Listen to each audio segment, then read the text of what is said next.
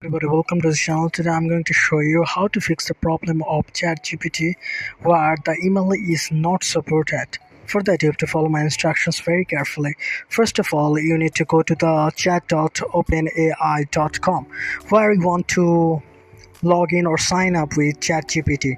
You can see that I'm on this interface and there are two buttons here like login and sign up. Now the matter is that many of the people are facing the problem that ChatGPT is not supporting some of the emails.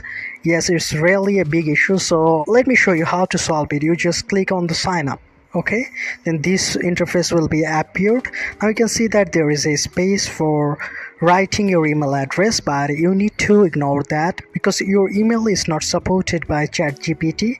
For that, you have to follow my instructions. You can see at the bottom part there is a button continue with Google. You have to continue with your Google. You have to create any Google account, and I'm sure that you must have any Google account, so click on the continue with Google.